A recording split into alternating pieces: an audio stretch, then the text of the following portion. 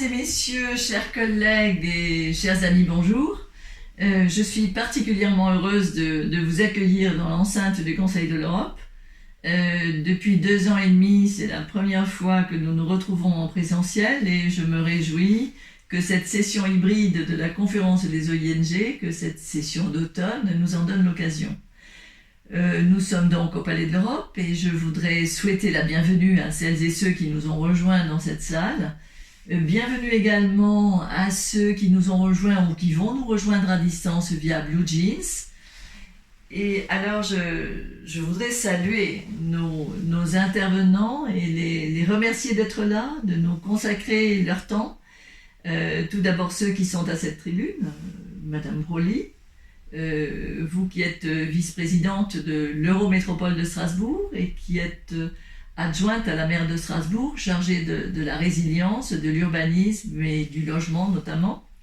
Je voudrais également accueillir et remercier de sa présence Madame Laurence Wolf, qui dirige la division droits de l'homme et biomédecine, le CDBio, qui est, Madame Wolf est également secrétaire exécutive de la Convention d'Oviedo, une convention à laquelle nous nous référons souvent, ce qui est la Convention pour la protection des droits de l'homme et de la dignité de l'être humain à l'égard des applications de la biologie et de la médecine. Je voudrais enfin remercier Albert Dubler, notre collègue architecte, ancien président de l'Union internationale des architectes, l'UIA, qui est une très grande ONG. Nous aurons l'honneur d'avoir des intervenants de haut niveau également, d'Italie, des Pays-Bas et de Grèce. Vous avez vu que notre ordre du jour a pour en ligne de mire 2 sommets mondiaux d'importance pour notre comité. Le sommet mondial de la santé qui se tiendra dans quelques jours à Berlin et la COP27 qui se tiendra du 7 au 18 novembre prochain à Sharm el-Cheik en Égypte. Alors, chers collègues, nous devons voir comment nous pouvons porter la parole des ONG. Quelle sera notre parole, celle des ONG du Conseil de l'Europe? Comment la diffuser auprès des intervenants, des négociateurs et des ONG qui seront présents là-bas?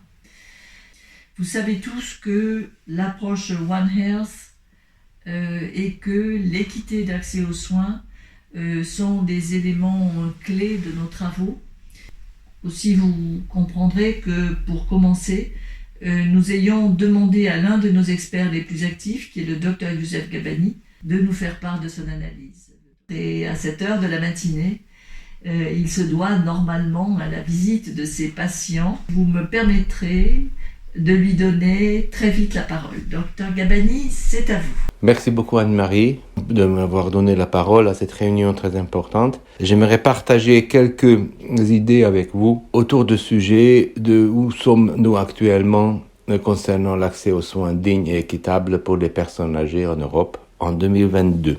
L'épidémie récente et encore existante de Covid nous a éclairé sur les inégalités d'accès aux soins concernant les personnes âgées. En cette période de crise de santé publique, les différences deviennent plus marquées et les inégalités plus pénalisantes. Malgré tout le travail préalable des sociétés savantes et des associations dans le domaine de la gériatrie et la gérontologie, les critères de sélection à l'éligibilité à l'hospitalisation et à l'accès aux services de réanimation étaient souvent basés sur l'âge chronologique et non sur l'évaluation gériatrique. Le manque d'adaptation des systèmes de santé des différents pays aux besoins de la population âgée est devenu tangible par plusieurs phénomènes.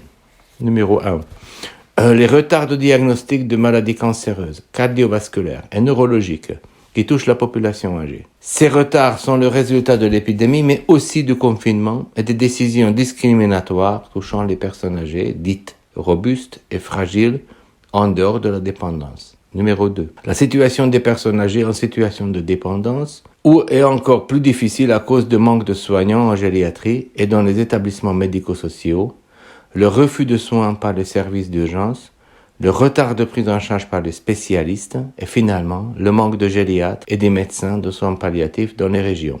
Numéro 3. La surmortalité des personnes âgées par déshydratation, dénutrition, défaut d'hygiène, usage abusif des médicaments psychotropes et problèmes d'accès aux soins observée dans plusieurs pays et confirmée par des études internationales, pointées de doigt par Dominique Prédaly dans son ouvrage, s'est aggravée par la pandémie Covid, démontrant l'inadaptation des établissements hébergeant des personnes âgées dépendantes. Dans ce contexte, nous nous réjouissons de diverses initiatives de DHBO du Conseil de l'Europe, notamment pour combattre les disparités en matière de santé créées par les changements sociaux et démographiques dans les États membres du Conseil de l'Europe, ainsi que de leur contribution aux efforts des États membres face aux défis du secteur de santé dans le contexte de la crise sanitaire actuelle et au-delà. En ce mois d'octobre 2022 aura lieu le sommet mondial de la santé. Nous souhaitons que les personnes âgées qui constituent la population la plus atteinte par les maladies non transmissibles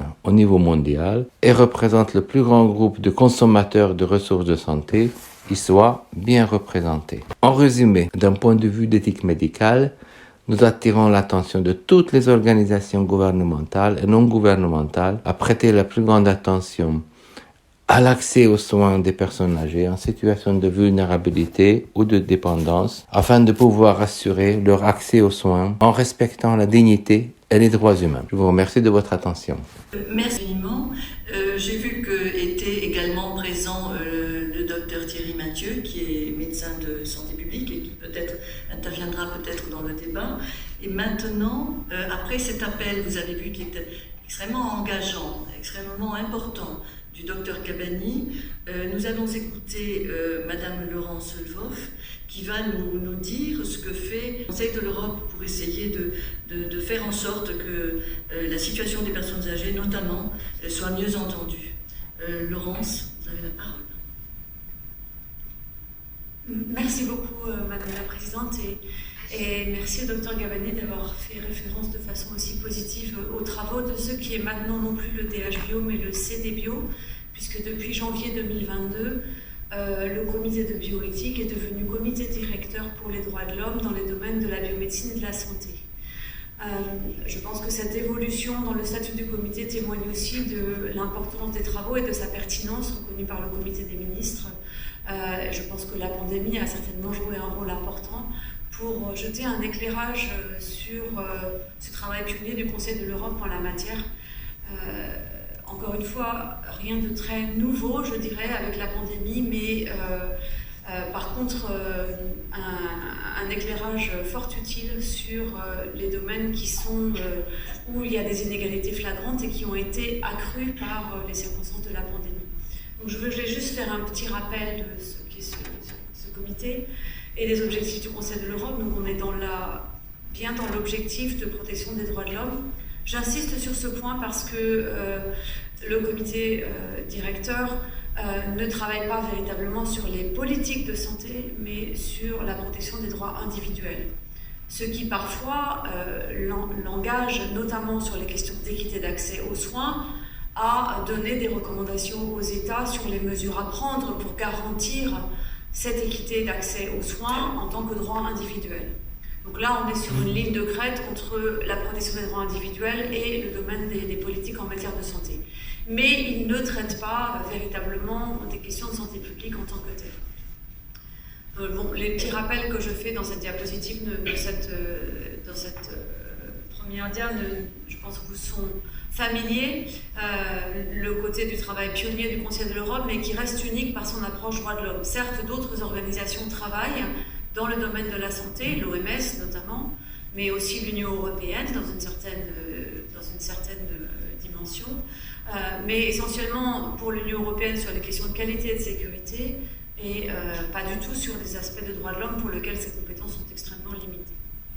Donc la Convention du Conseil de l'Europe, la Convention d'Oviedo, elle reste à ce jour le seul instrument international contraignant qui traite de ces questions de droits de l'homme dans le domaine biomédical.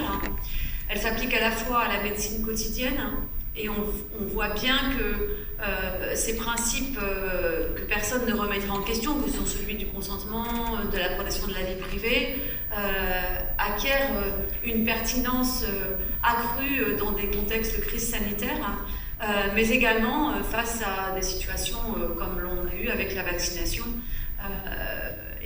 Cette question-là revêt une actualité nouvelle, je dirais, à la lumière de ces développements. Et puis les aspects de ces nouvelles technologies, là encore dans le domaine de la recherche, les questions soulevées par la pandémie ont touché également le domaine de la recherche. Les liens avec la Convention européenne des droits de l'homme, pas de lien véritablement formel, même si à un moment il avait été envisagé que la Cour soit compétente pour la Convention d'Oviedo, mais on retrouve les concepts, la terminologie qui sont vraiment empruntés de la Convention européenne des droits de l'homme. La Convention d'Oviedo, je le rappelle, sert de référence, d'outil de référence pour la Cour européenne des droits de l'homme dans l'interprétation de certaines affaires touchant le domaine de la santé. Et enfin, il y a tout de même un lien dans la Convention elle-même avec la possibilité à l'article 29 de demander un avis sur l'interprétation juridique des dispositions de la Convention à la Cour européenne des droits de l'homme. Donc cet outil, et c'est à ça que je voulais en venir, est non seulement un outil de référence au niveau européen, mais aussi au niveau international, puisque c'est un des rares instruments qui est cité, un instrument régional à l'échelle des Nations Unies, qui est cité dans des déclarations ou des documents qui émanent d'instances des Nations Unies, et qui, dans le contexte de la pandémie, a revêtu un caractère particulièrement pertinent. Donc le comité avait adopté, je reviendrai là-dessus, mais je fais une première allusion à ça, à l'occasion des 20 ans de la Convention d'Oviedo, avait fait un travail d'analyse, de célébration bien sûr, mais avant tout un travail prospectif sur la pertinence de cette convention et de ses principes, à la fois au regard de l'évolution des pratiques, et là je pense que le secteur de la gériatrie et des personnes âgées est particulièrement concerné, mais également de l'évolution technologique, et on peut considérer également que là, avec la télémédecine, l'intelligence artificielle, on a aussi un impact important sur les patients et plus généralement les utilisateurs, les usagers du système de santé, comme on dit en France. Je pense que cette évolution de la terminologie est importante parce qu'elle témoigne aussi d'une approche du système de santé qui est non plus uniquement pour traiter des personnes malades, mais qui inclut la dimension de prévention, qui veut dire que l'on s'adresse à des personnes, entre guillemets, qui ne sont pas malades, dans l'idée de prévenir des pathologies. Donc, dès le début de la crise, en avril 2020, le comité a adopté une première déclaration sur les considérations en matière de droits de l'homme relative à la pandémie de Covid-19. Et dans ce contexte, il soulignait les enjeux éthiques majeurs qui étaient liés à ce développement de la pandémie, avec des situations et des contraintes extrêmes sur les systèmes de santé, de nombreux cas extrêmement sévères, graves, avec des enjeux éthiques importants, des incertitudes, des décisions à prendre dans un climat d'incertitude, de rareté des ressources. On a parlé dans ce contexte de pénurie, à la fois de médicaments, mais également de matériel médical.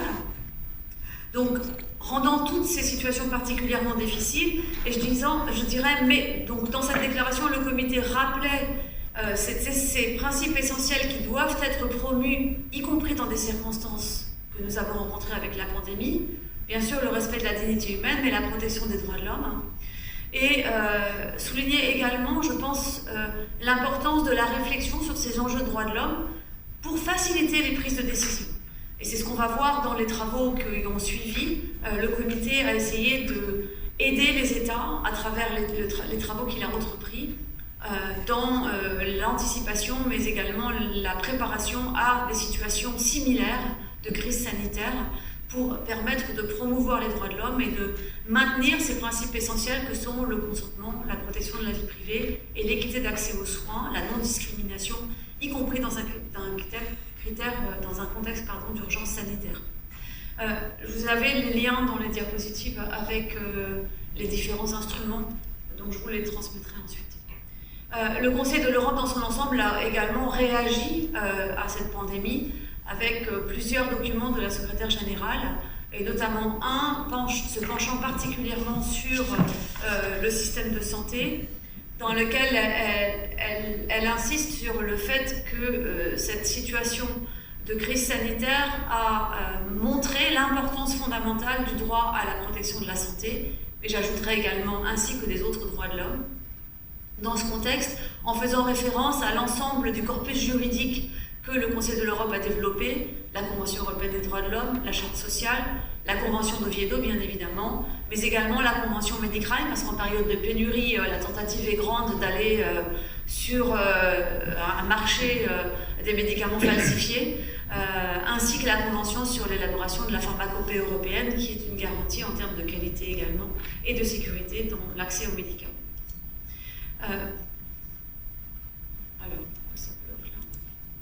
Donc je reviens sur ce plan d'action que j'avais évoqué, le plan d'action stratégique qui avait été défini à l'occasion des 20 ans de la Convention, donc avant que la pandémie se déclare.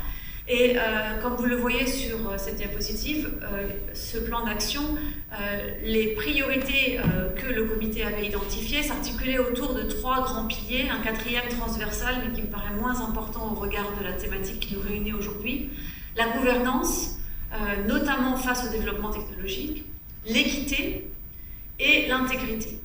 Et c'est ce pilier équité qui, à la lumière de la pandémie, a poussé le comité à revoir ses priorités en la matière, mais finalement pas de façon drastique, parce que ce qui avait déjà été identifié comme une priorité, notamment les inégalités en termes de santé, les problématiques de l'accès, en particulier aux traitements médicaux, étaient déjà identifiés comme des priorités. Donc je reviens sur cette idée que ce que la pandémie a mis en exergue ne sont pas des choses nouvelles, mais des choses existantes qui se sont accrues et qui ont permis de faire remonter ces problématiques, peut-être un petit peu passées sous silence auparavant.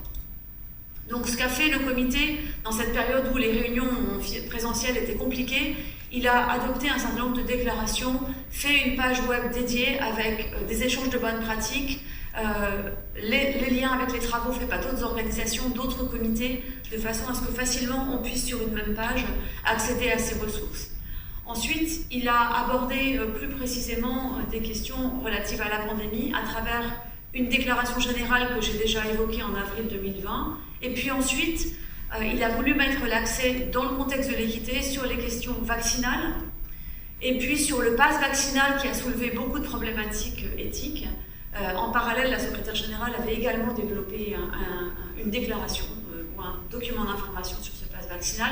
Et puis il a organisé une série de webinaires qui sont disponibles, ils sont enregistrés, donc vous y avez accès sur notre site, sur la Covid et les tests, la littératie en santé dans un contexte de pandémie, je reviendrai là-dessus, et enfin Covid-19 et débat public. Comme vous le savez, la Convention d'Oviedo promeut le débat public sur ces questions, et là on était vraiment face à une des circonstances qui encourageaient ce débat public sur ces questions-là, avec à mon sens une question qui a été mise en exergue aussi, qui est la question de la confiance, où on a vu cette confiance s'effriter non seulement à l'égard des politiques, mais également même à l'égard du système de santé. Et le comité a continué en revoyant les priorités définies dans son plan d'action stratégique, avec 2 travaux précis qui sont en phase de finalisation, puisque leur adoption est prévue en novembre, donc le mois prochain, à la réunion plénière du comité. Une recommandation sur l'accès équitable aux médicaments et équipements médicaux en situation de pénurie, et un guide sur la littératie en santé qui au départ devait avoir pour focus les personnes âgées et qui au regard de la problématique de la pandémie, notamment avec les migrants et d'autres personnes vulnérables, s'est élargi, mais le guide lui-même présente des exemples de bonnes pratiques qui font référence spécifiquement à des groupes particulièrement vulnérables. Donc en conclusion, la pandémie, elle a encore une fois jeté un éclairage sur des problématiques existantes qui ont été accrues dans le contexte de la pandémie et qui touchent le domaine de la santé et la protection des droits de l'homme dans ce domaine-là. Il a, à mon sens, mis en exergue, et je pense que la vaccination est un exemple typique de ce lien indissociable entre protection des droits de l'homme, solidarité et responsabilité, ce qui malheureusement n'est pas forcément perçu par tout le monde. On ne se vaccine pas en première intention pour se protéger soi-même, mais c'est pas forcément un discours facilement entendu, mais pour protéger les autres, et notamment ceux qui ne peuvent pas se vacciner ou qui ont une immunité déficiente. Mais dans une période où les droits individuels sont souvent vécus comme complètement dissociés du droit et des libertés des autres, ce discours, qui est pourtant fondamental en matière de santé publique, a du mal à passer. Cette nécessité de restauration de confiance aussi, avec les droits et les responsabilités à rappeler. Confiance non seulement dans les autorités compétentes, ce qui est un problème dans pas mal de nos États membres, mais également qui s'est effrité avec le domaine médical et les professionnels de santé. La pertinence des principes établis au Conseil de l'Europe et du cadre juridique établi, mais l'insuffisance de se contenter de ce cadre juridique contraignant et la nécessité de travailler sur sa mise en œuvre dans des circonstances qui sont particulièrement aiguës et qui impliquent incertitude, décisions rapides, contraintes imposées et qui en même temps nécessitent qu'on réfléchisse à comment on prévient, on traite ces situations en maintenant cette protection nécessaire. Et je voulais conclure sur quelque chose. Toutes les crises sont l'occasion de ce qu'on appelle un wake-up call et on parle des leçons à tirer de chaque crise. Au sommet mondial des comités nationaux d'éthique, il y a 2 semaines, un des vice-présidents d'un comité de travail de l'OMS qui travaille sur ces questions de pandémie a montré des exemples des différentes crises sanitaires qui ont eu lieu et à chaque fois on a eu wake-up call et leçons à tirer. Et on a l'impression qu'à chaque fois, finalement, on remet les pendules à zéro et on ne tire pas ces leçons des crises. Donc on redécouvre les nouvelles crises sans avoir véritablement tiré les leçons précédentes. Donc je pense que là, il est vraiment important de ne pas se dire encore une fois, on fait les mêmes rappels, mais on ne tire pas véritablement des leçons de ça. Ça, c'est une première chose. Parallèlement à ça, je pense qu'il y a par contre quelque chose qui s'est construit et s'est renforcé au fur et à mesure de ces crises, où là, on n'a pas remis les compteurs à zéro, c'est la question de la confiance, et je reviens là-dessus parce qu'elle me paraît vraiment essentielle, avec cet effritement qui existe vis-à-vis des autorités, mais qu'on a vu là dans certains pays, également patente vis-à-vis du domaine médical. Et on voit que d'un pays à l'autre, ces relations de confiance et l'état de ces relations de confiance avec le système de santé a eu un impact très fort dans les mesures et le respect des mesures qui ont été proposées pour répondre à la pandémie. Et je pense que là, il y a effectivement une attention particulière à porter sur la reconstruction de cette confiance qu'on ne peut pas décréter, qui se construit, et sur lequel on doit avoir une vigilance particulière, me semble-t-il, pour éviter que les choses s'accroissent et que les disparités s'accroissent, en raison des effets collatéraux de ces questions de confiance. Et la vaccination, pour moi, en est un exemple. Voilà, je vous remercie. Merci infiniment.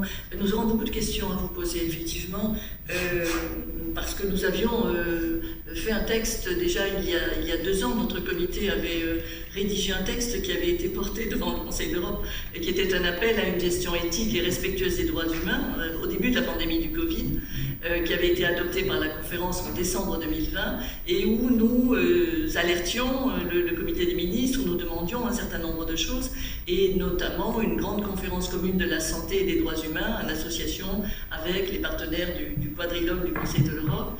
Voilà, donc merci infiniment. On aura tout à l'heure beaucoup de questions.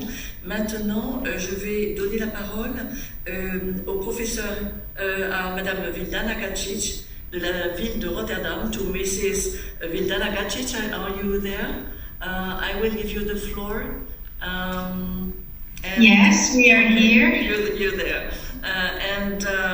Okay, and she's a political counselor and coordinator of HOPE project, which is an answer to the heat waves in the other person's ecosystem. The floor is yours. Thank you very much. I will share my screen, and please just if you could confirm that you see my screen. We see you. We see you, not yet your screen. Yes, yes. Do you? Yes, we do. Sorry, we do. And is it my presentation? Yes, hope. Yes. Okay, very Beautiful good. word. Yeah, indeed, we did a good job. Okay, so thank you very much for this invitation. I will now tell you shortly about our project, and then my colleague, Professor Henk Roosendaal, he will tell you about our research so far. We have just started this year, so we're not that far, but we still see some interesting findings. So I am now trying to, oh, here we go.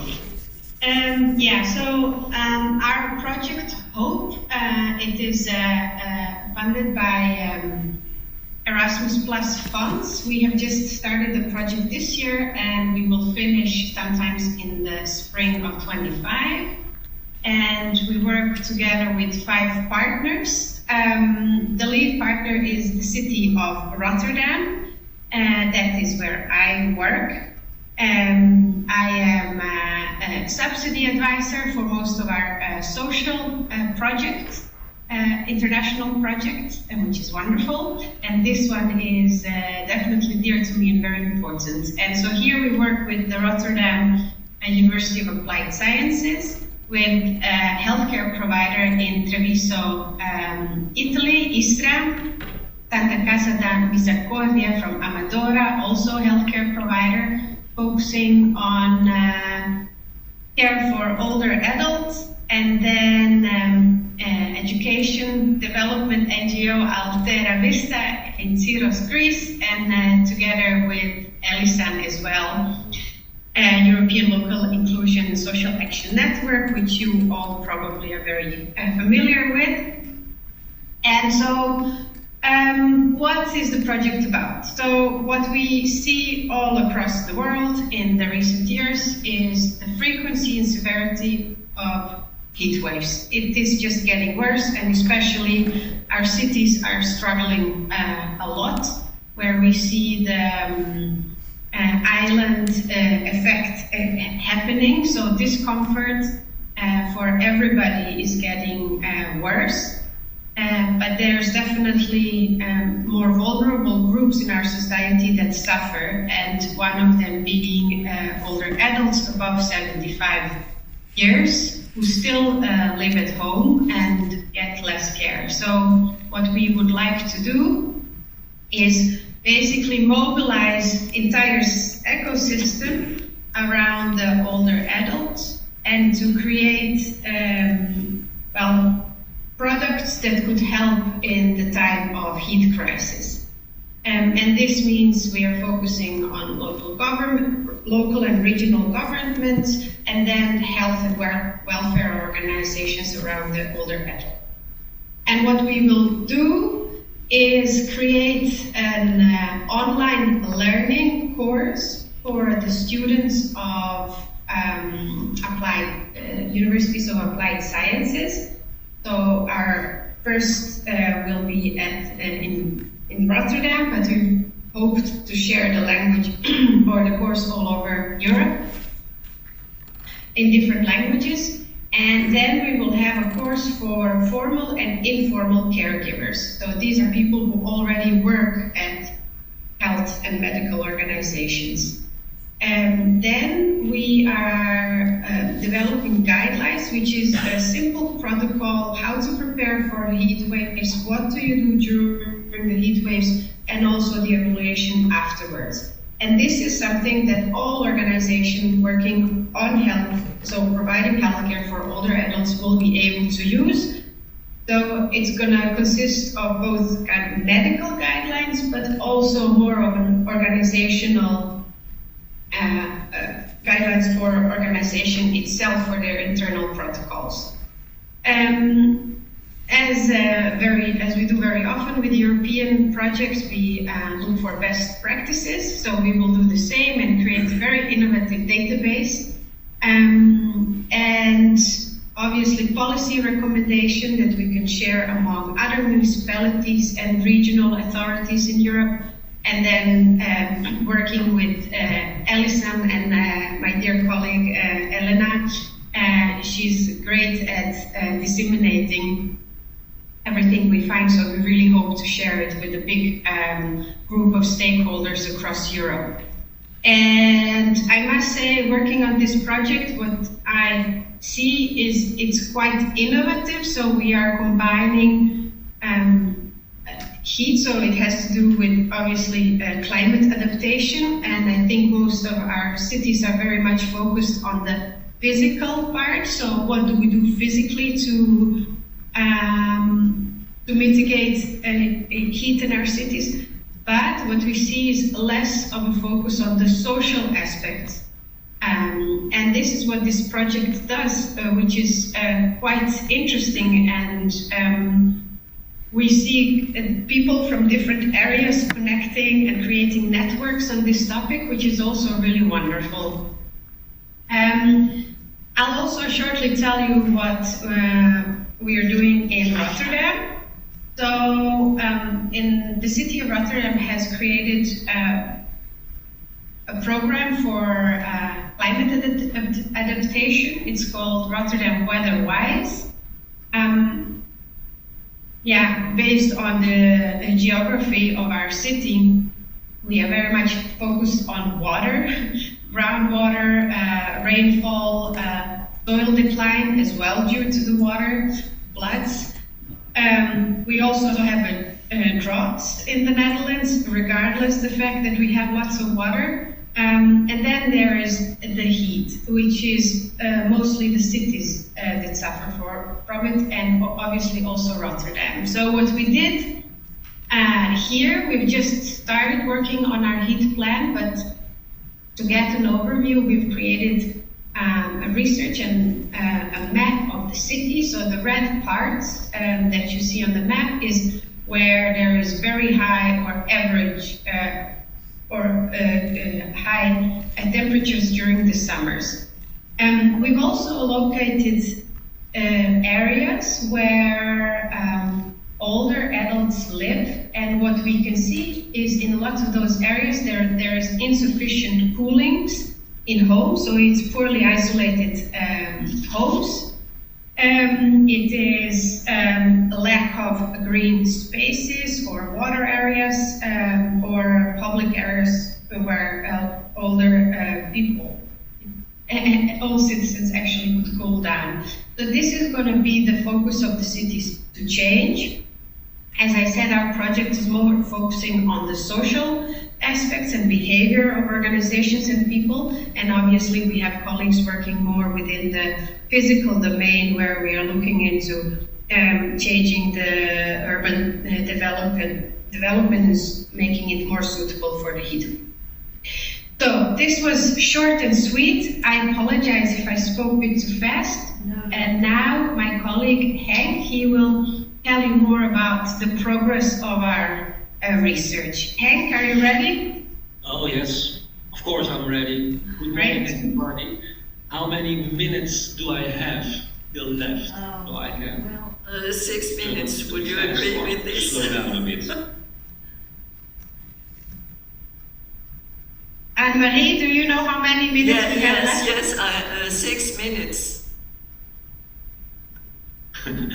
Okay, we'll just get started. Can I have the next slide, please? We did, as a base for all the activities, we started with a literature search in scientific databases and in grey literature, and we organized the first focus group with elderly people in Rotterdam, with the purpose to be continued in the other countries from our partners of the project later on. The general goal of these activities was to generate input for the database and the e-learning or MOOC, the e-learning for students and the healthcare workers. The main research questions we addressed were which individually based interventions are effective with respect to preventing complications of heat waves for older people, and which community-based interventions. So we focused on individuals as well as the community. Yes, please. We started with a few keywords in the scientific databases on heat waves, elderly interventions, and we wanted to include publications of proven effective, proven ineffective, as well as promising interventions. So that's where we started. Yes, please. Can I have the next slide? We used a big database from our university where all the important scientific databases were part of. It's too far to go into that now, but all the important databases were included. And we started with 3 actions. The first one was on heat waves and elderly in the title.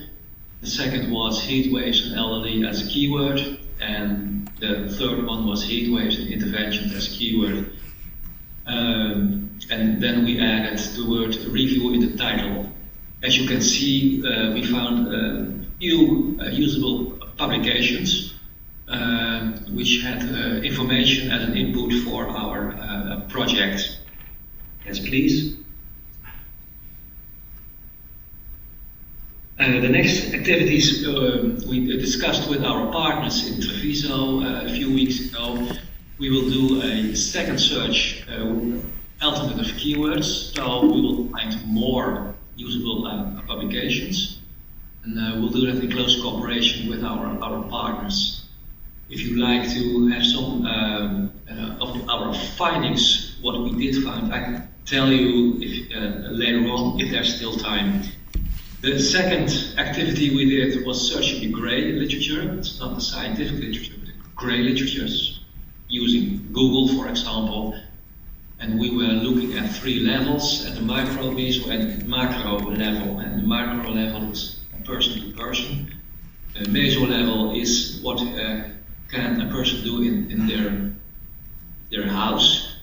And the macro level is what can the government or the municipality do to prevent the complications of heat waves. That is what we did. We found lots of usable interventions we can use as an input for our e-learning. Then the next activity we performed was the focus group with elderly people. We did a tryout only a month ago.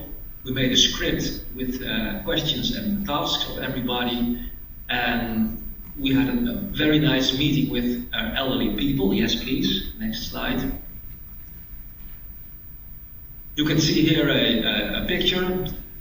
We sat around the table with coffee, and we invited these people who are all 70 years or older via. So, do you know anybody who lives in the city of Rotterdam and who will discuss with us their experience in the place? And the fantastic thing was that people came with a very diversity of cultural backgrounds, and they gave informed consent to use everything they said, and we could make pictures and show movies, which we will use as an input for the e-learning. The overall conclusion was that we had a very lively conversation, and that people were very willing to learn from each other and teach each other in what works in their circumstances and what doesn't work in their circumstances. One of the most striking conclusions I found was that most people were not very worried about the heat waves.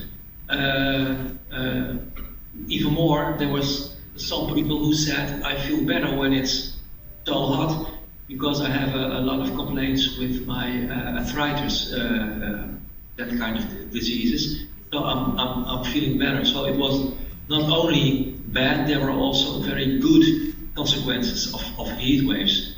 On the other hand, they were very, very practical in their interventions on how to deal with heat waves in days when their homes were too hot to live in.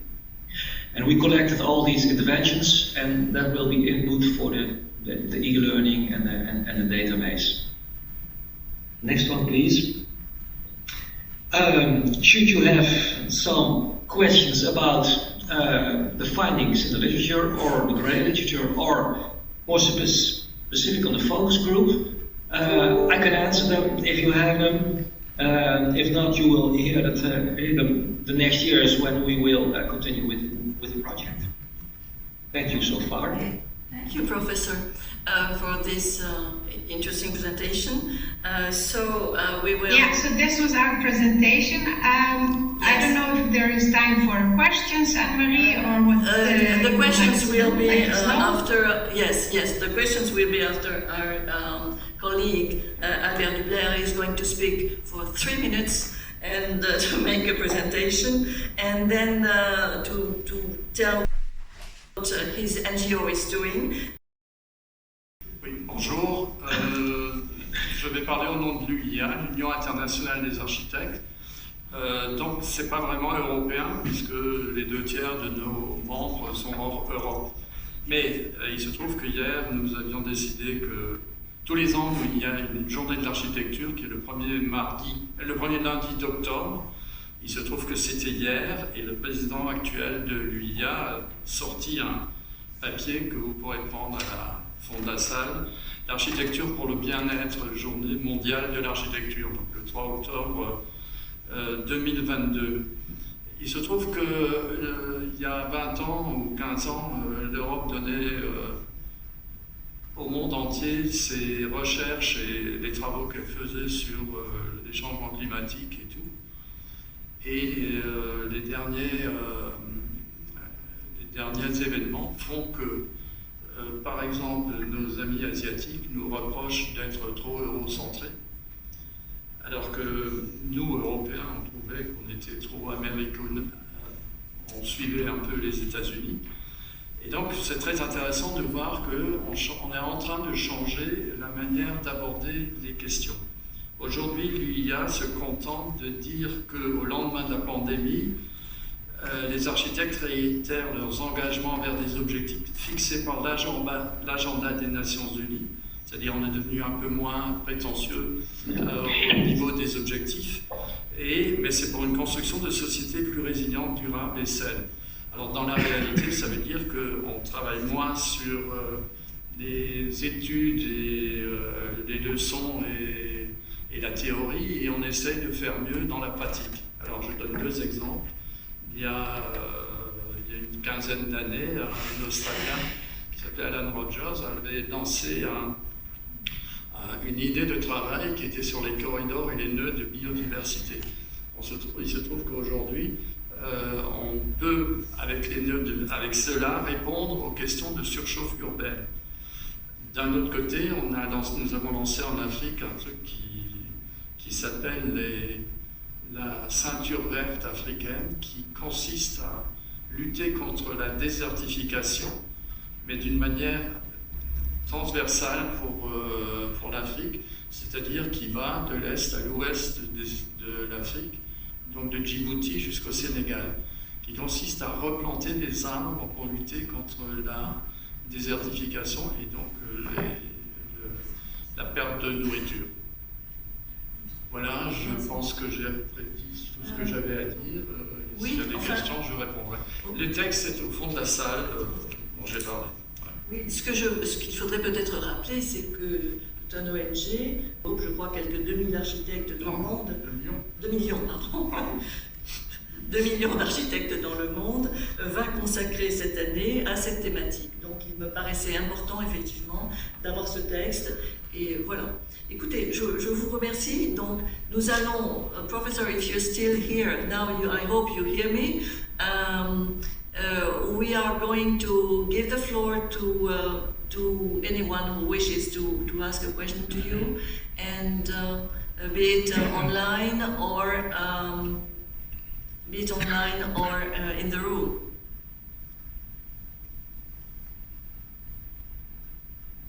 No question? I would like myself to ask Laurence if there is room for a new protocol to the Convention d'Oviedo. And as you said, it seems it's always the same. And although we draw attention to the same problems each time we are completely unprepared, and each time it seems the situation is completely is the same. So can we zoom, for instance, on as we prepare the text, which is in the room and which has been sent to everyone, to make a zoom on the situation of older persons, and to ask for a protocol to the Convention d'Oviedo, to the convention.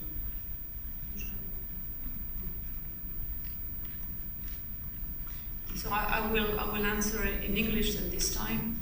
I think the problematic you're raising is more an implementation issue, enforcement issue, rather than a lack of existing legal basis. There was a specific recommendation of the Committee of Ministers in 2014, which is recommendation 2014-2, on the right of older persons, which has a whole sections on health and healthcare. And I would say, if I reflect on the basis of the approach that the steering committee has been taken on those issues that have been identified in this context of the pandemic, but in general, and if you look at the strategic action plan, there is very little room made to new legally binding instruments, but much more emphasis put on tools, practical tools, guides, which actually present good practice. I think that one of the lessons we could draw from this presentation of the whole project in Rotterdam is that efficient solutions need also to be tailored to the needs and the context. And my personal view would be that legally binding instruments are always useful and important, but if they are to be kept on the shelves, it's no point. I think that what we need now is more tools to show that it's not only necessary because we have this legal requirement that exists. I think there is also a risk of inflations of new human rights if you approach it from all the different categories of people. Human rights are applicable also to older person, which, by the way, is the future of all of us. So I think that is also something we need to keep in mind, is that what we do for older person is something we do for us, and it's also the way we looked at human dignity in general. So I think we have the legal framework, but what needs to be done is really to see how it is to be implemented. And I think that ideas and practices that help addressing those acute situations developed in member states can be usefully shared with each other to show that even in countries which have little means, it is possible. And I remember at the conference for the strategic action plans development, we had an example of Georgian medical doctors who talked about measures taken for older persons in access to primary care, which I found really interesting. And at that time, there was not the pandemic, but I think that we could learn a lot from experience in other countries.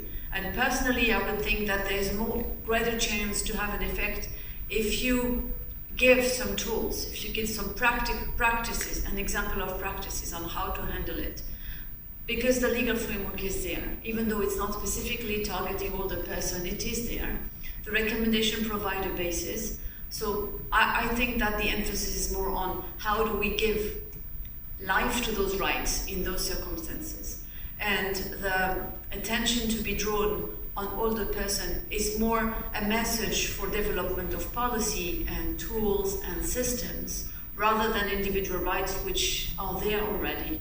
The Oviedo Convention is focusing on individual rights, and in that sense, I think older person are like anybody else, young adolescents, adults are concerned. So legal framework is there. What needs to be done is how we make sure it's actually respected and implemented in particular crisis. So how to get those governments to move on this? I think as we have done this work on health literacy, with initially the focus on older persons, as we are linking that to the needs to contribute to better equity in access to healthcare, in which we put more emphasis to vulnerable persons, particularly older persons, I think we need to develop practical tools again and guidance with concrete example on how this is done in some country that could be used as a reference for other countries. That would be my personal thinking in the light of the discussions that took place in the steering committee. Now, if you wish to recommend a new legally binding instrument, obviously it's your initiative, and that would certainly be examined.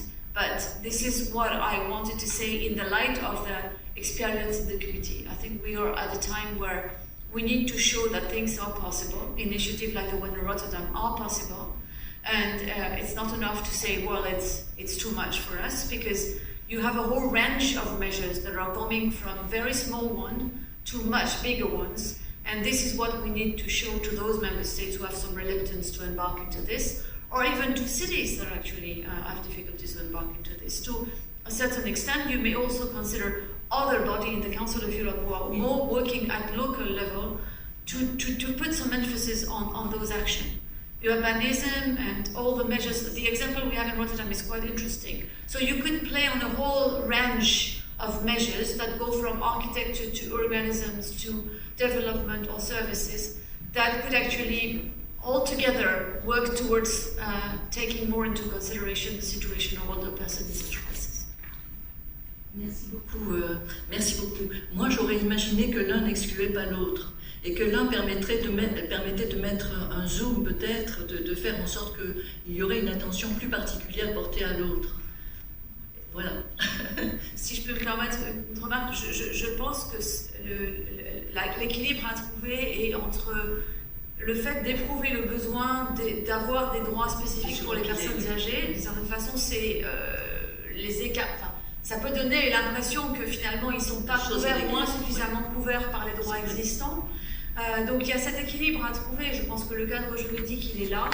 Maintenant, c'est vraiment comment on s'assure qu'il est mis en application et comment on montre que c'est possible par des initiatives locales, par des initiatives même dans les établissements. Donc pour moi, collecter, échanger ces pratiques pour montrer que c'est possible, même des petites mesures, quand on a des moyens limités, peut permettre d'avancer dans cette direction. Merci.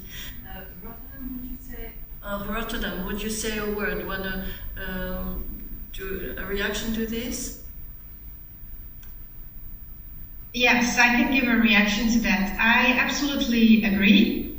I think in our research and discussing the topic with our colleagues in Greece, Italy, and Portugal, we definitely see that there is protocols, guidelines in place coming from government, so it's all available, but applicability is not something we're very good at. So in our attempt is basically to find a way or a process to share the information and equip healthcare organizations and so empower them to use them. What does help us is that more and more organizations are seeing the importance of this and that they are looking for wider collaborations. They're looking for ways of how to deal with the crisis in the summers themselves. So that is definitely helping us a long way in this project. So actually a need on how to implement protocols that are already there. So that's definitely our focus. And I think, I think I've said enough. If you have more questions, please. Thank you. Ask. Yes, thank you very much. I see that Jack Hanning is raising hand. Jack, the floor is yours. Thank you very much, Anne-Marie, and thank you very much for organising this meeting.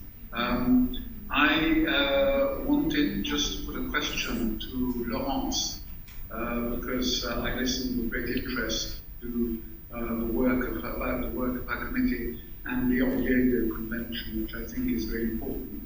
And we've been speaking about vulnerable groups in particular.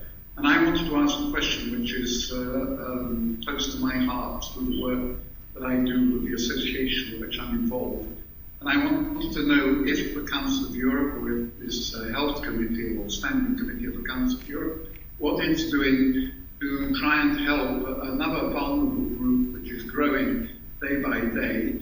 And I'm thinking in particular of the displaced persons from Ukraine and the refugees from places like Russia and Belarus and other countries where there's a growing diaspora floating around, particularly the neighbouring countries, who aren't necessarily going to get health and other types of assistance. And I just wanted to know if anything is being done to try and help these peoples who are victims of Putin's invasion of Ukraine and the war he's perpetrating there. Thank you. Okay. Thank you. There is now 1 second maybe to Thierry Mathieu, and then Laurence is going to answer.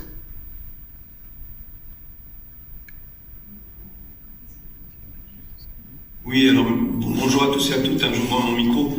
Alors plus que des questions, c'était des constats qui renforçaient un peu les présentations qui ont été faites. Juste 2 ou 3 points parce qu'il n'y a pas beaucoup de temps et chacun doit pouvoir avoir la parole. C'est le problème du droit individuel qui a été abordé et de l'intérêt collectif, je dirais. Donc c'est la difficulté où dans une société où il y a de plus en plus une individualisation, chacun estime qu'il est en droit de faire ce qu'il veut dans un collectif, dans une société. L'importance aussi de la prévention, comme elle a été signalée par un des intervenants, une en plus, Laurence, et en tant que médecin public, ça fait longtemps qu'on dit que beaucoup de pays en Europe, en particulier la France, ne se penchent pas assez sur la prévention. On a intervenu plusieurs fois auprès des différents ministres. Et enfin, maintenant, on a un ministère de la Santé et de la Prévention, en espérant que ce ne soit pas juste un affichage, mais que ce soit une vraie politique de prévention en amont.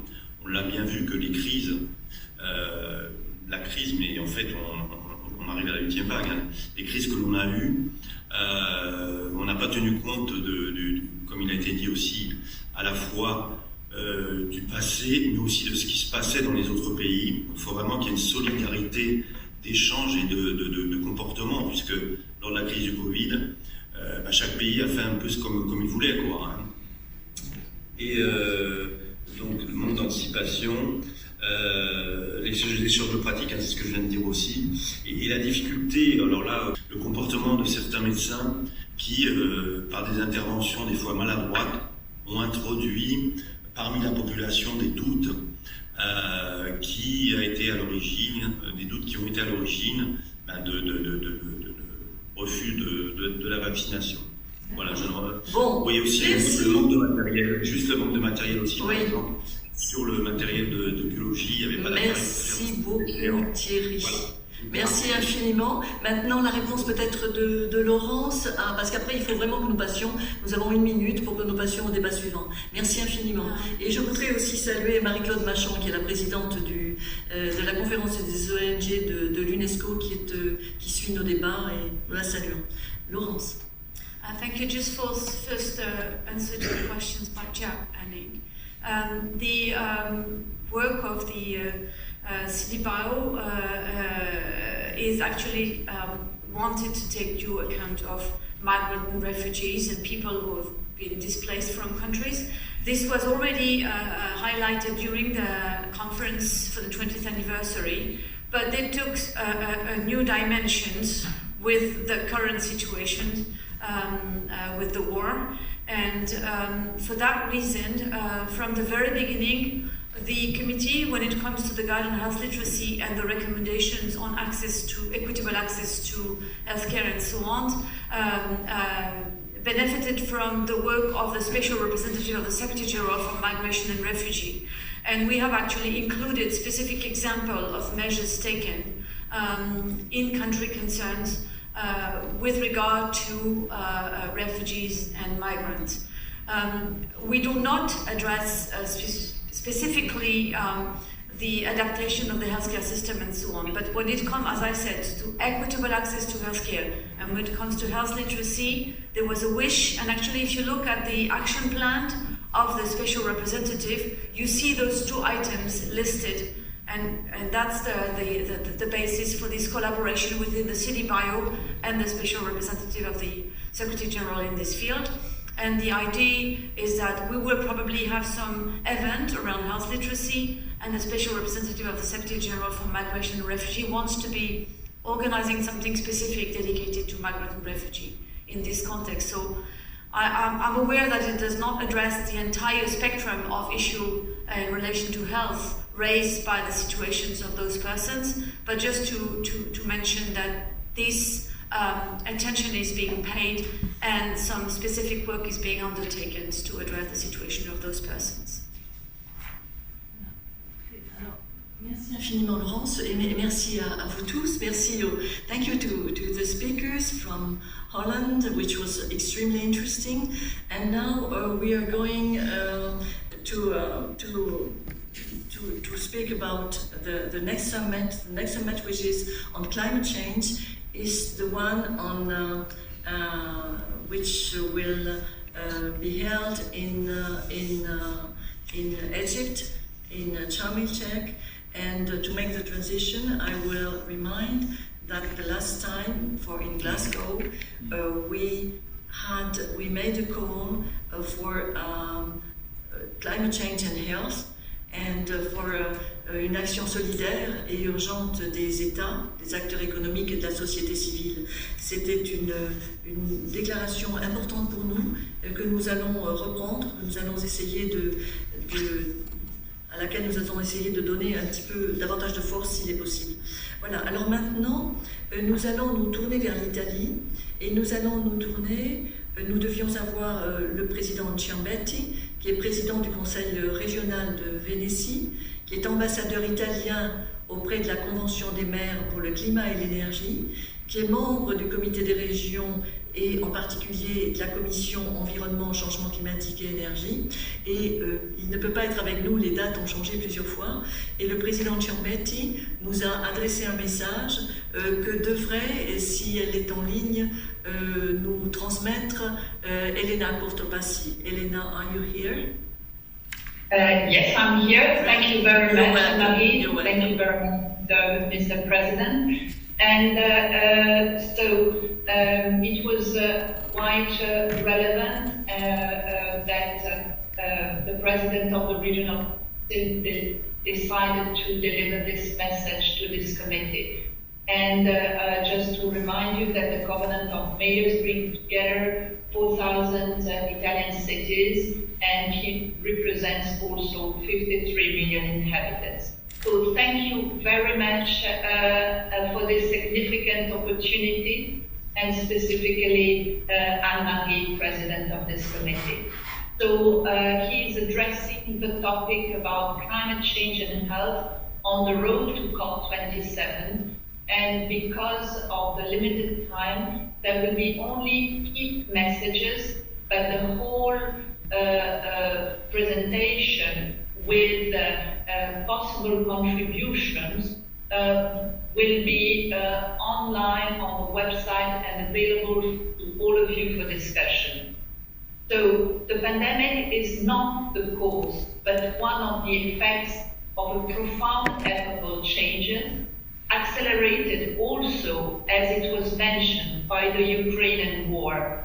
As never before, we are experiencing a turning point in the history of mankind. The reality of the facts is that we can no longer afford to waste irreproducible resources, and it's essential to manage with extreme skills and intelligence all the resources and goods provided by nature. Also, citizens and families' civic responsibility, involvement and contribution is a most important requisite, such as education when needed to adopt behaviors and lifestyles that help contain waste, recycle and reuse materials and globalization and the technological revolution, but also geopolitical equilibria in the world are changing the organization of economic resources and labor, profoundly affecting both habits and lifestyle. So to tackle climate and epochal change, a fundamental premise is, according to the principle of subsidiarity, the involvement of local authorities and civil society, which furthermore played a vital role during the COVID pandemic. They are launching active policies, such as those promoted by the United Nations Office for Disaster Risk Reduction by making cities resilient. So for this end, it is very important to promote a culture of prevention and adopt common operating models during disasters, especially in prevention. But not only this, we have to define new balances between the northern and the southern part of our world, between rich countries and poor areas. The difference between the well-being of a few and the poverty of most is not only unfair, it is also unbearable. In this sense, in my own region, I'm promoting the support of adequate legislation through a law for the development of circular economy, which supports and encourages companies that make a concrete commitment to this innovation process and social environmental justice, and working also with the poorest nations and the poorest, most vulnerable. Let me conclude saying that the post-COVID city, the city of the future, and the new economy should not allow social or environmental dumping.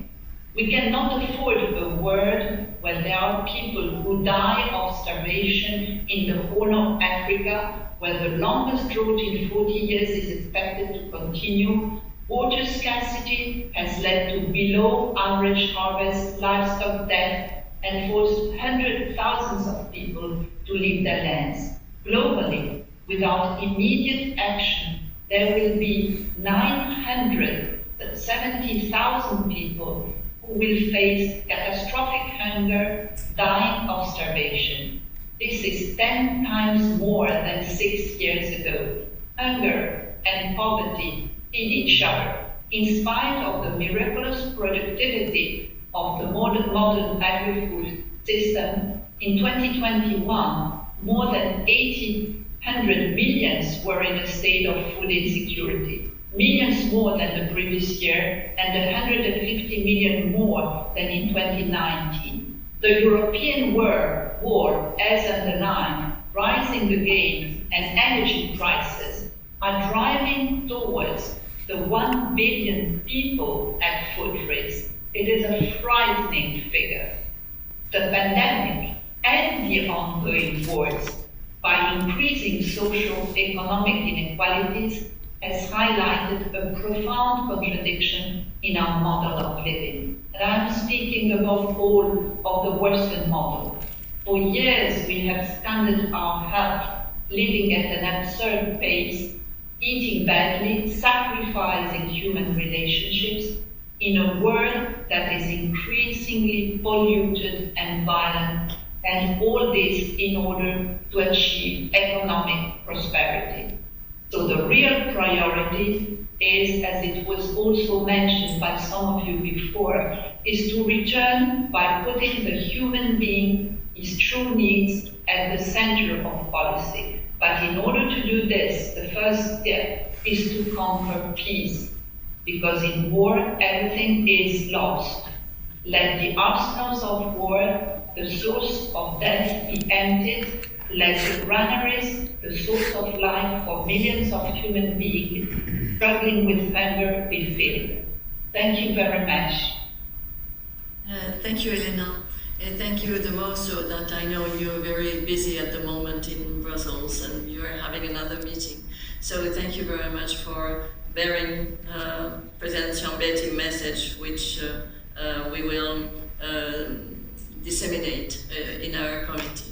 Now, if he's there, I don't know, elle est là.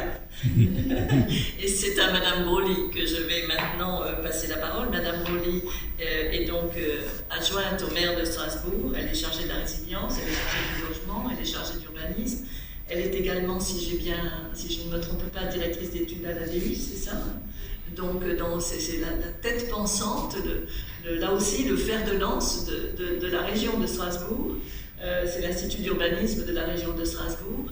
Et donc vraiment la ville de Strasbourg a, je crois, choisi la bonne personne pour porter les thématiques qui lui ont été confiées. Voilà, donc Madame Broly, vous avez la parole. Bonjour à toutes et à tous et un grand merci pour cette invitation aujourd'hui. C'était déjà très intéressant de vous écouter jusqu'à présent. Et c'est vrai que j'ai, en tant que vice-présidente à l'Eurométropole de Strasbourg et adjointe à la maire, j'ai en charge la question de la résilience du territoire. Et cette résilience, ça implique de résister aux crises, comme ça a été dit ce matin, mais surtout, pas pour remettre les compteurs à zéro, mais pour s'adapter derrière. Et donc, la résilience, il y a plusieurs interprétations, mais en tout cas, celle qu'on a, nous, c'est développer un territoire résilient, c'est un territoire qui doit finalement être résistant au choc, que ce soit les inondations, les îlots de chaleur, les canicules, les sécheresses. Mais derrière, comment on fait pour faire en sorte qu'on n'ait pas juste des réactions post-crise? Et il y a eu la crise Covid, derrière c'était très bien, il y a eu des élans de solidarité. En France en tout cas, on a augmenté le nombre de places d'hébergement qu'on a supprimé hier pour partie dans la loi de finances, parce que on tourne une page et on oublie que derrière, on a toujours plus de réfugiés à la porte du territoire et l'accueil inconditionnel n'existe pas. Moi, ça m'inquiète puisque ce qui m'importe, c'est qu'on soit capable d'accueillir, d'avoir un territoire hospitalier et qu'au niveau de l'Europe, on puisse être d'accord aussi sur ces questions d'humanité, de solidarité. Et aujourd'hui, c'est être capable d'avoir en fait un process qui permette d'accompagner de la rue jusqu'au logement, finalement, toutes les personnes qui viennent sur le territoire. Et quand on a eu les 2003 pics caniculaires cette année encore, et là on enchaîne les pics caniculaires, et derrière on a forcément des îlots de chaleur qui sont liés, puisque plus on urbanise, plus on artificialise, et donc plus on augmente le risque aussi d'îlots de chaleur. Qu'est-ce qu'on peut faire pour réduire ce risque? C'est pas uniquement accompagner, c'est très bien d'accompagner les jeunes enfants, les personnes les plus âgées. Je dis ça parce que d'ici 2026, on aura un quart de la population à Strasbourg qui sera des seniors. Donc du coup, on a vraiment besoin d'adapter le territoire et d'accompagner. Mais d'adapter, ça implique penser aujourd'hui le territoire pour qu'il soit plus résilient, ça implique de planter des arbres, mais avant de planter des arbres, il faut conserver aussi l'existant. Et donc là, j'en appelle à la question de la sobriété qui est fortement discutée en France et qui n'est pas forcément appelée de la même façon dans les autres pays européens, mais en tout cas, c'est la réduction tout simplement et basiquement de la consommation d'énergie, mais aussi de la consommation foncière. Ça signifie qu'il faut trouver le juste équilibre entre la part d'espace agricole qui va nous permettre de gagner en résilience dans l'approche nourricière, la part d'espace naturel qui va nous permettre finalement de résister aux chocs climatiques, d'absorber les eaux pluviales, mais aussi de réduire les îlots de chaleur, et tout en maintenant aussi une continuité et une fonctionnalité écologique nécessaire pour préserver la biodiversité, qui est aussi liée directement à notre état physique sanitaire, et donc on a besoin de cette biodiversité, mais par contre, encore aujourd'hui, quand on parle de sobriété, on parle d'efficacité et de réduction de la consommation, mais en même temps, on met en place des process pour accélérer la mise en place d'énergies renouvelables. Attention, quand on accélère ces process, on le fait au dépend aussi de la biodiversité, puisque du coup, on estime que c'est plus urgent d'aller installer une capacité de produire de l'énergie avec des énergies renouvelables. Moi, je suis d'accord pour le faire, mais par contre, pas au dépend de la biodiversité, qui est aussi nécessaire pour notre santé, qui est aussi nécessaire pour notre survie, sauf que elle n'apparaît pas sur la facture énergétique. Et donc, on ne va pas s'en soucier, alors qu'elle est nécessaire pour garantir aussi la résilience du territoire. Donc finalement, la teneur de mes propos, en tout cas, ce qui nous importe sur le territoire de la ville et de l'Eurométropole, c'est donc cette résilience qu'on travaille à travers trois piliers, un pilier démocratique, un pilier social et un pilier écologique. Et aucun de ces trois piliers ne doit être négligé. Et tous mes arbitrages, je les prends en fonction de ces trois piliers. C'est pas simple, parce que c'est parfois le grand écart sur oui, il faut une maison de service ou une maison de santé, mais ne pourrions-nous pas imaginer cette maison de santé dans un bâtiment qui existe déjà plutôt que d'en construire un nouveau. Oui, il faut construire à cet endroit, mais il y a des très beaux arbres centenaires. Oui, mais par contre, c'est très pertinent pour la vie du quartier. Mais ne pourrions-nous pas revoir finalement l'emplacement pour préserver ces arbres centenaires que nous, c'est pas parce qu'on en plantera 50 derrière qu'on aura les mêmes services rendus par ces arbres. Il faut attendre 100 ans pour avoir les services rendus par un arbre centenaire. Et on n'a pas 100 ans devant nous. Donc tout ça pour dire que ça implique, avant tout de mon point de vue et du point de vue de la collectivité, de l'exemplarité de la part de toutes les instances, que ce soit le Parlement, le Conseil de l'Europe, toutes les mairies, toutes les collectivités, tous les pays. On doit le dire, mais on doit aussi le faire. Et aujourd'hui, avant on pouvait se permettre de le dire, et on se disait que c'est les suivants qui le feront, mais sauf qu'aujourd'hui, on doit le dire et le faire immédiatement parce qu'on n'a plus de temps. Et les différentes crises qu'on traverse, la crise du logement, ça fait plus de 100 ans qu'elle existe, on n'arrive pas à la résoudre. Les crises sanitaires, elles s'enchaînent et ça ne va pas changer. Mais par contre, ça implique plus de solidarité, plus d'humanisme, et surtout de travailler pour une adaptation globale du territoire pour être plus résilient et plus résistant aux chocs, et ne pas reproduire les erreurs du passé. Merci. Merci de ce propos stimulant et qui nous montre effectivement l'engagement de la ville de Strasbourg. Donc nous aurons après, si vous voulez bien, un temps pour les questions. Maintenant, nous allons donner la parole à l'orateur suivant, qui est Monsieur Barnabas. Il est là. Est-ce qu'il est en ligne? Are you here, Mr. Yes, good morning everyone. Good morning. So now it's going to be in English. And it's going to be about the experience of Treviso. Yes, I'm going to share my slide. The project developed through a set of thematic events involving local stakeholders, in our case schools, associations and municipalities. The thematic events were dedicated to the engagement of the local community in energy-saving actions. That's the main focus of this project, the engagement of the citizens in actions to reduce CO2 and carbon footprint. And also another of the focuses of the project is digital platforms to check the consumption of the energy consumption of the buildings. Being an interactive project is based on exchange of experiences, individual learning and best practices. So we had various study visits, both in presence and virtual. And all this experience led to the development and implementation of a regional action plan that we are currently developing, and I'm going to explain later what we are doing. This slide illustrates the background of the province of Treviso on energy efficiency. I used the illustrations of a cartoonist that followed us throughout the thematic events, Brian Matthews Greenwood. On the left section of the spinner, you see energy performance contract, because the province of Treviso is responsible for managing a large building stock of schools, more than 100 upper secondary schools. We maintain them and we provide energy for their functioning. We've been using an energy performance contract since 1999, and that energy performance contract has produced scale economies, money savings that were reinvested in technology to improve the performance, the energy performance of the buildings. All the schools are equipped with a smart metering system, so we know in real time their consumption, and we can check what's going on from an energetic point of view in all the buildings. This energy performance contract has been integrated with a human component in 2011 with a Green Schools competition.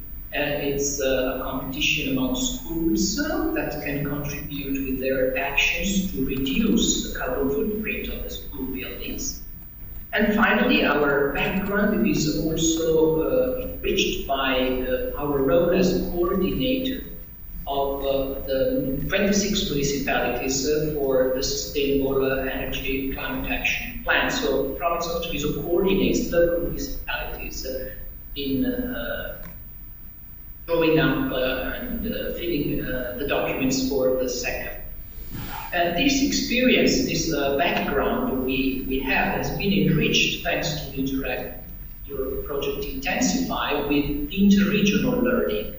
In particular, we focused on some best practices that were of interest for us.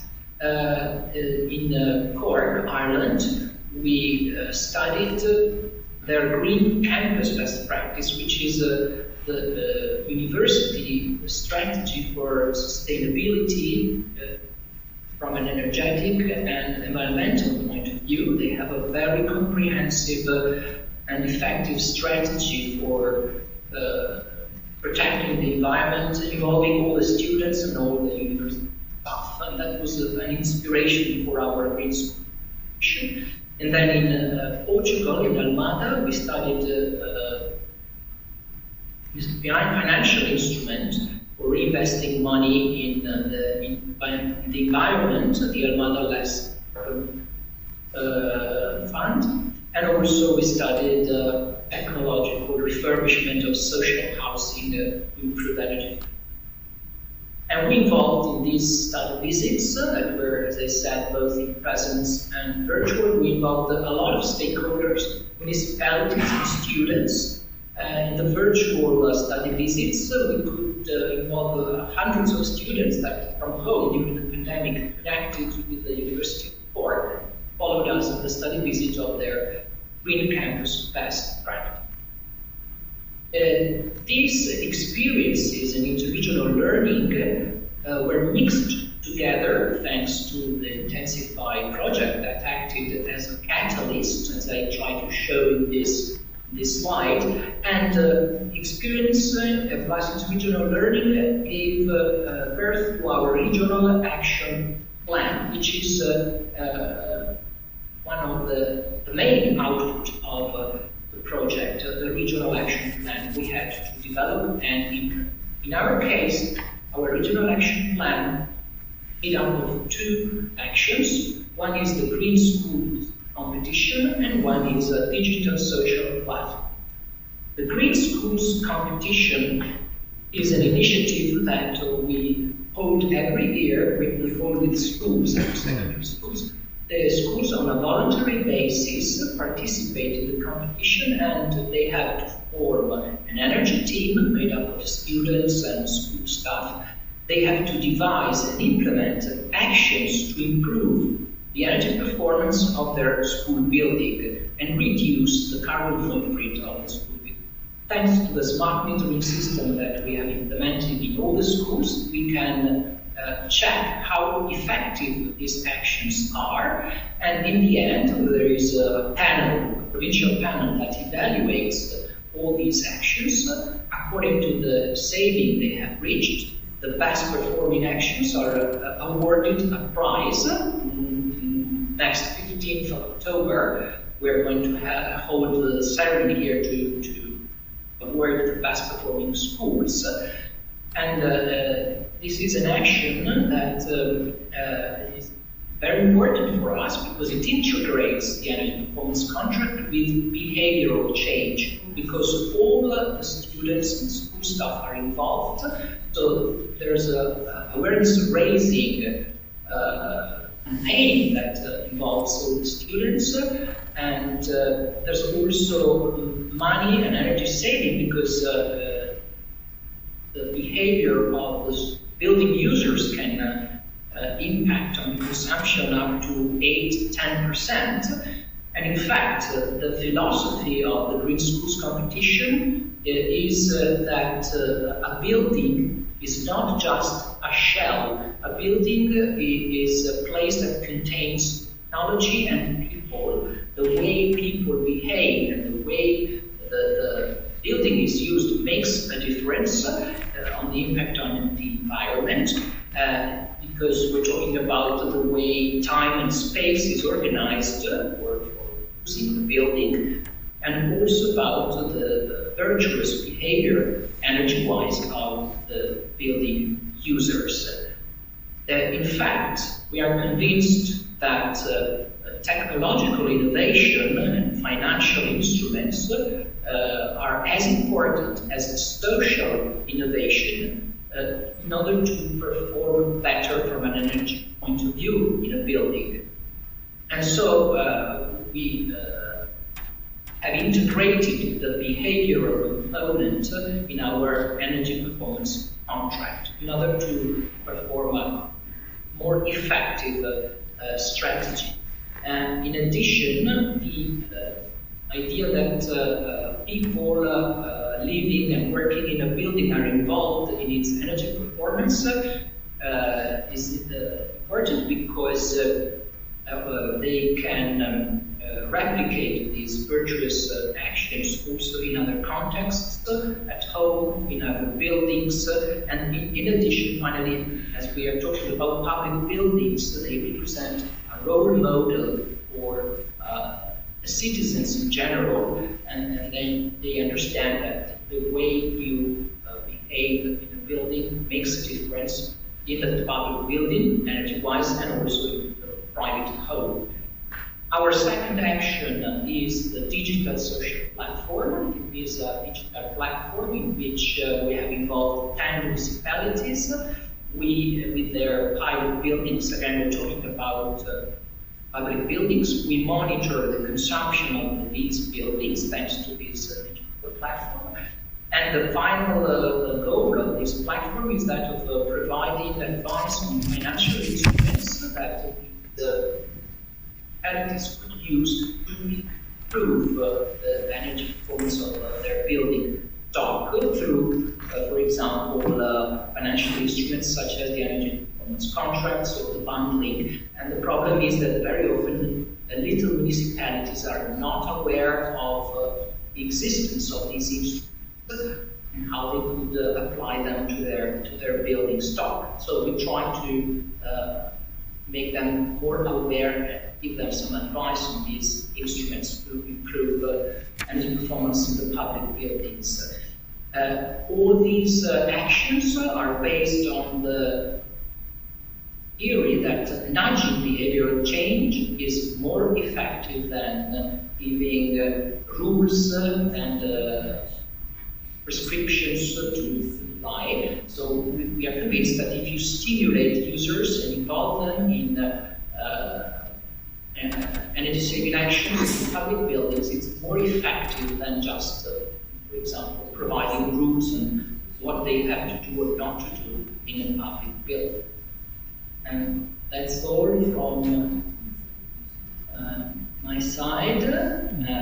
If you have questions, I'm available. Thank you very much. Yeah, thank you to you. And this was extremely interesting. And would you like to have a quick reaction from Strasbourg? Or? Thank you very much. Le travail sur finalement la consommation énergétique du bâtiment est essentiel. On couple ce travail, en tout cas à l'échelle de Strasbourg, à la végétalisation aussi des espaces, et il y a une sorte de compétition qui est assez mal vue d'ailleurs au niveau des écoles, mais l'objectif c'est, on s'est rendu compte, c'est pas pour mettre en place une compétition entre les écoles, c'est plutôt pour les stimuler. Et si on veut réussir à changer les habitudes, et c'est ce qu'on cherche quand on veut réduire la consommation en énergie ou une nouvelle appropriation des espaces dans la cour qui est végétalisée, on sera gagnant si on arrive à impliquer les acteurs. Et donc, en tout cas, c'est ce que j'ai compris dans votre présentation, c'est en responsabilisant à la fois le corps enseignant, l'équipe pédagogique et les élèves. Pour Strasbourg, on leur demande de dessiner leurs espaces extérieurs et comment ils vont s'approprier ces espaces pour pouvoir, là où ils veulent qu'on plante des arbres, là où ils veulent qu'on déminéralise. Ça permet aussi d'avoir de la pérennité au niveau de l'entretien des espaces et aussi la protection, parce qu'un arbre et de la végétation, ça demande des soins qui ne sont pas toujours proposés par les jeunes ou par l'équipe enseignante s'ils ne se sentent pas responsables. Et sur les questions énergétiques, plus que jamais, en fait aujourd'hui, quand l'énergie n'était pas chère, les gens n'avaient pas conscience de ce qu'ils consommaient. Alors, c'est bien de mettre des sondes, c'est ce qu'on fait dans tous nos bâtiments publics. Après, là où je m'interroge, c'est l'impact finalement de tout ce matériel qui permet de monitoring, l'impact environnemental, puisqu'on sait qu'il y a aussi du sang qui a été versé pour aller puiser ces ressources. Et je m'interroge encore une fois sur la sobriété même du matériel qui est utilisé. Par contre, je trouve que c'est essentiel d'impliquer les utilisateurs, les usagers des espaces pour les responsabiliser face aux enjeux. Merci infiniment. Est-ce que maintenant, au moment de la discussion tout à l'heure, je voulais juste rajouter à ce qu'a dit Mme Broly, donner l'exemple du maire de Curitiba qui, dans les années, il y a 20 ans, a impliqué les enfants des écoles pour leur apprendre ce que c'est la protection des plantes. Et il se trouve que Curitiba, c'est au Brésil et qu'actuellement, le président, il n'est pas allé dans la même direction. Merci beaucoup. Oui, quelqu'un demandait la parole en ligne, en visio. Qui demandait la parole? Et sinon, nous allons vous la passer tout à l'heure. Et là, nous allons donner la parole à Miltos Sakellariou, qui travaille lui aussi sur les températures extrêmes et sur l'architecture bioclimatique. Miltos, vous êtes là? Oui, je vous donne la parole. Merci beaucoup Anne-Marie. Ça fait vraiment plaisir de participer, malheureusement virtuellement, aujourd'hui, parce que dans l'époque, je vivais à Strasbourg et ça me fait vraiment de bons souvenirs. J'avais passé 3 ans à Célestat. Je faisais des études en biologie sur le comportement des singes juste à la montagne des singes, si vous connaissez, à Kinsheim. Malheureusement, ma présentation c'est en anglais. Je vous promis que je le fais en français aussi et je vais envoyer après au Anne-Marie.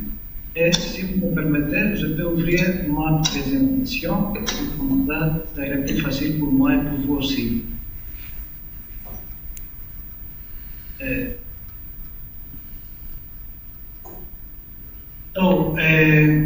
I am from Cyclades. I'm the chairman of. Could you see the presentation now? Yes. Yes. Okay, thank you. So I'm the chairman of Social Cooperative of Cyclades, and our topic for today is about extreme summer temperature increase and heat waves and traditional bioclimatic architecture, especially in Cyclades. So the bioclimatic architecture of 21st century, again, that's the goal of human living in harmony with the natural environment. All the intoxicated advantages of 20th century, we built uncontrollably under the illusion that nature could not punish us. Now that we understand that we must build ecologically, it is useful to study our traditional architecture, which had been integrated into the ecosystem. Just for a smaller definition, what is heat waves is just a prolonged period of excessive heat, and the minimum duration of this is for 3 days, adapted by the most meteorological services. So here in Greece, if you have more than 36.5 Celsius for 3 consecutive days, let's say we are in a heat wave. The last 50 years until 210, as you see, the days that yearly that we had more than those temperatures had increased, especially after 2000. And we arrived at summer of 2021. The Greek heat wave that recorded was really the longest heat wave ever recorded in Athens. The duration was 10 days, and it was the second highest daily maximum temperature equal to 43.9, almost 44 degrees, and comparable with the first one that was in June of 2007 at 44.8. In other areas of mainland of Greece, we had even higher temperatures, up to 47 degrees, and the conclusion was long duration, high temperature also during the night, as well all the overall cumulative heat that we had all over in Greece. As you see, really from south, from Crete, we had the temperature of 45 until to Thessaloniki with 40.4. It was really a nightmare. As you had also this summer in France, we had fires. We had really everywhere fire in Greece, and the result, as you see, especially in Evia Island, was really big ecological. So, if we just go back and we try to understand how to be the bioclimatic architecture and popular knowledge, we see that the construction of buildings once upon a time will function as living organisms in direct connection with their natural environment and presented as a capable solution to the energy and social crisis of our times. So, the principle of bioclimatic architecture, as they are formulated today, expressed by the transfer of practices of the past and how are these practices adapted to keep up with modern building requirements.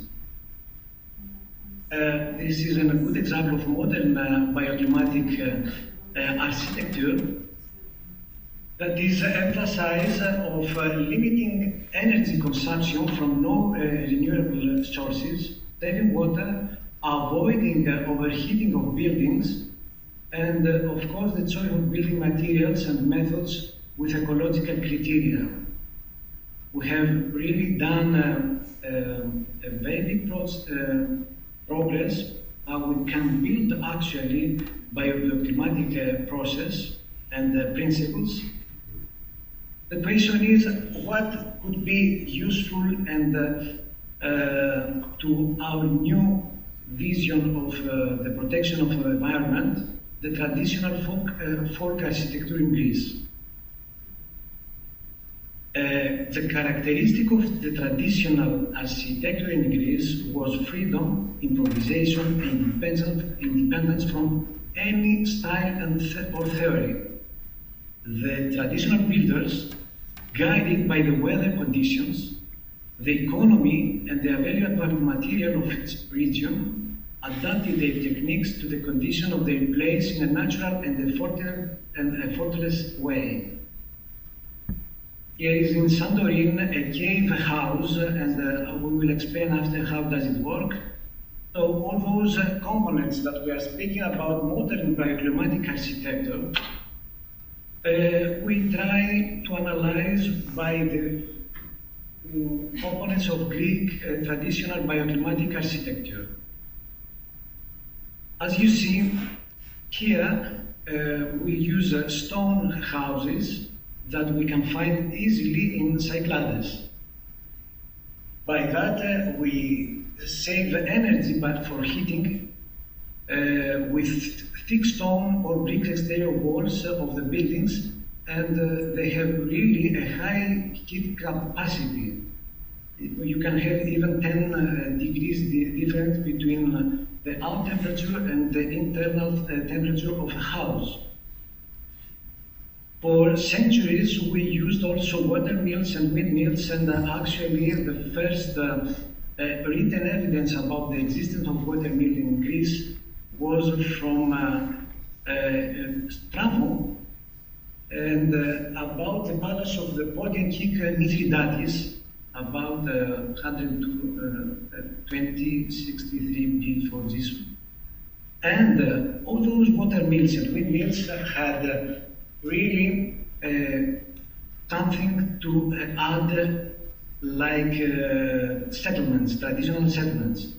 Especially the water mills can be considered the ancestors of modern hydroelectric works that we have actually, factories.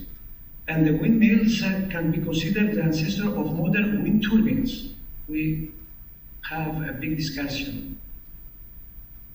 Just a small photo from Mykonos.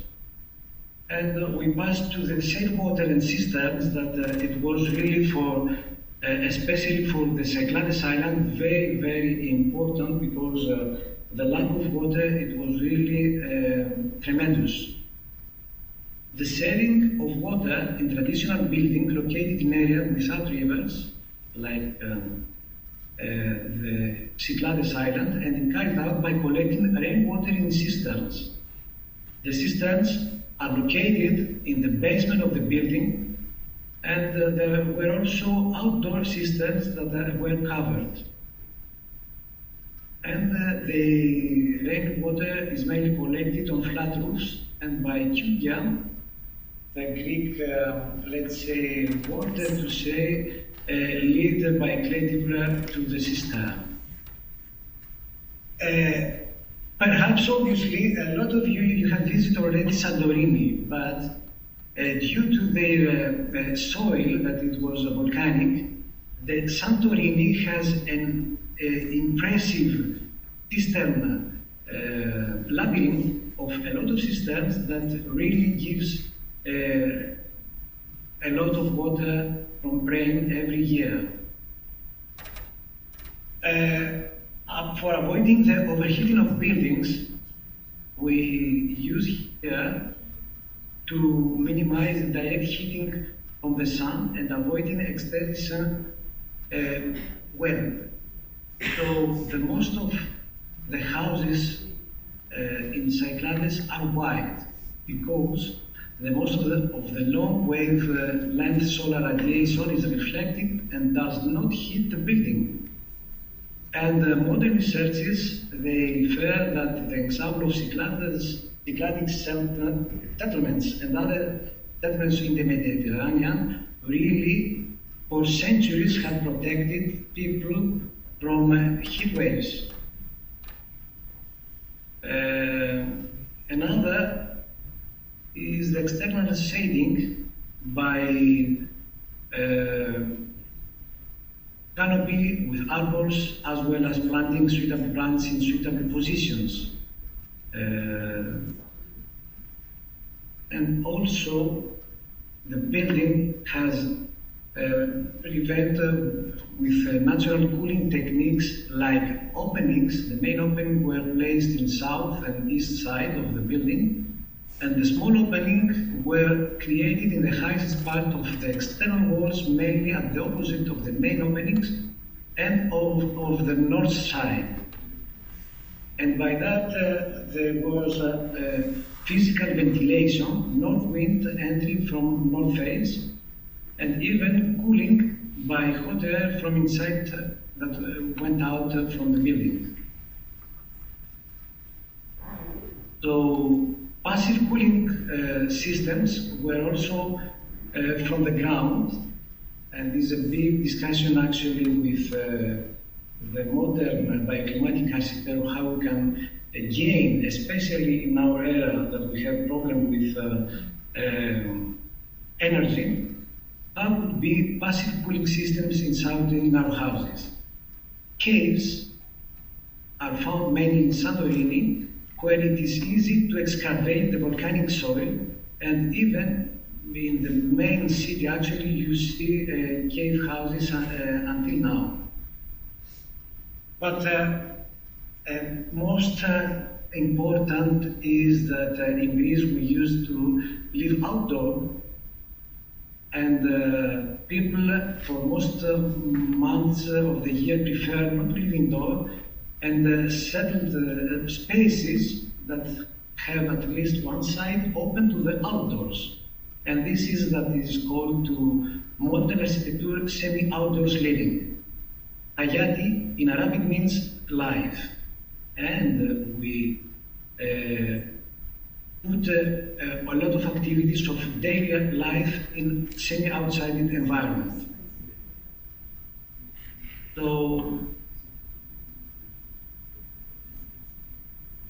those pictures, obviously, the people that they have already visited Greece is really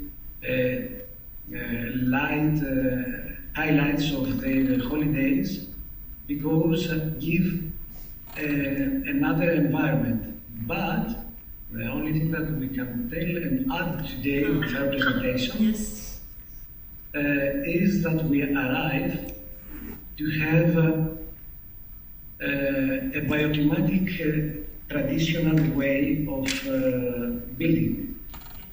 We are really very happy to announce an Erasmus that we work actually with other 8 organizations from 8 different islands from all over the world, from Italy, Croatia, Madeira, Tyros, Pemba, from Tanzania and Cabo Verde, Papua New Guinea and Martinique. Okay, Miltos. So we understood the message. We have to. It's very beautiful. It's the trees of les arbres de l'espoir. Nous devons donc planter. Nous devons être fidèles à l'architecture traditionnelle qui sait traiter des problèmes comme celui auquel nous sommes confrontés en ce moment. Je vais très très rapidement parce que demander s'il y a des questions à poser à l'un des orateurs. Voilà. Alors, est-ce que vous avez des questions, soit en ligne, soit dans la salle? Hans Bars is asking about the smart meter and asking how is it working and how can I find this? Would you please, I think it was Paulo Barnaba who talked about this, was it? And so would you maybe get say one word and then get in touch with him? Thank you.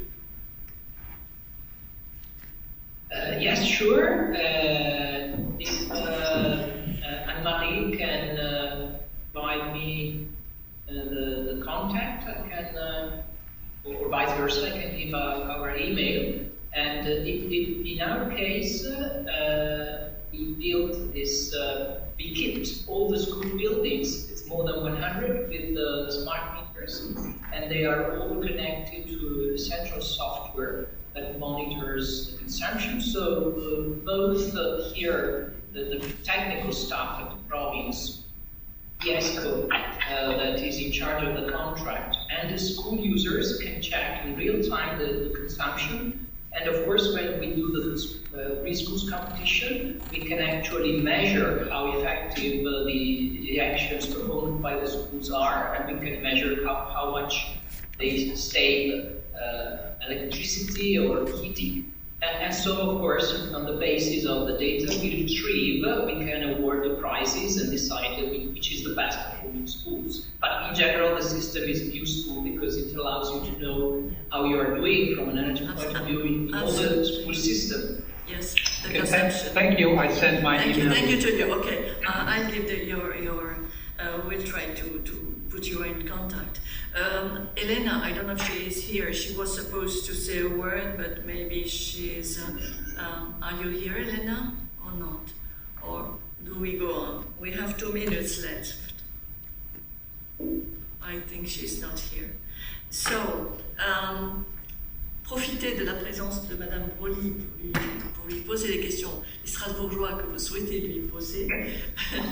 S'il y en a pas, je vais clôturer cette réunion et nous avons vu que la résilience, que ce soit la résilience aux crises sanitaires ou la résilience aux crises environnementales était le mot-clé, c'est l'un des mots-clés également de notre commission.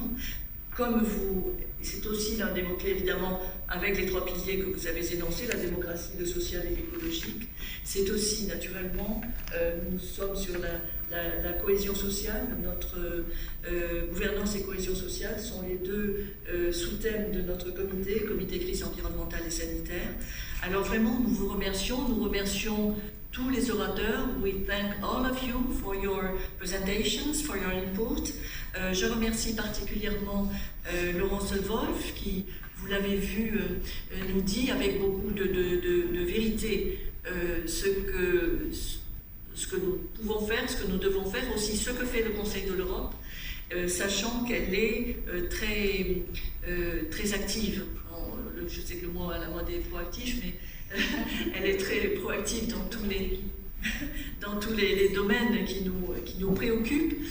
Nous verrons si nous faisons, moi c'est mon souhait personnel, si nous demandons malgré tout un protocole additionnel, quitte à faire ensuite des guidelines enfin je ne sais pas si c'est des guidelines ou en tout cas des pratiques vertueuses, enfin faire en sorte qu'il y ait que les bonnes pratiques comme dans le domaine de l'environnement soient retenues.